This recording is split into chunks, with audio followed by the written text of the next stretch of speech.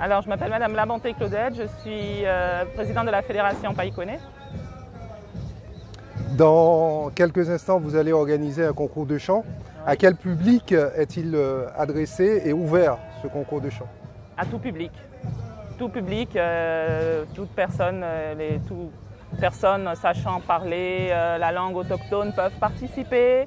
C'est les conditions dans la réglementation. Il faut que la langue autochtone soit mise en valeur étant donné qu'on est dans l'année internationale de la langue des peuples autochtones. Comment vous êtes venu l'idée même d'organiser ce concours de chant? Parce que je me suis dit que la journée internationale des peuples autochtones concerne également les jeunes, la jeunesse, concerne également les femmes. Donc du coup, tout le monde devait participer à la journée internationale des peuples autochtones. Et quel est votre rôle auprès des femmes autochtones? Alors effectivement, j'ai plusieurs casquettes. Donc du coup, j'ai la casquette également en tant que représentante des femmes autochtones du bassin amazonien. Donc j'ai pulsé juste un rassemblement afin qu'elles puissent se connaître et qu'elles puissent échanger, déjà qu'il y ait un premier approche. Pour le moment, vous comptez combien d'inscrits au concours de chant pour revenir à cette manifestation? 13 inscrits. 13 inscrits? Oui. Quels sont les prix à gagner? 1 000 € pour les 3 premiers. D'accord. Et qu'allez-vous leur demander? Quelles vont être les phases de sélection? Alors, elle doit être en langue autochtone uniquement, déjà. Après, c'est la voix, la portée, il y a la traduction là également, puisque c'est en plusieurs langues.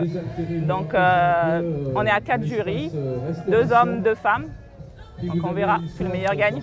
Et vous vous sentez davantage autochtone ou davantage guyanaise?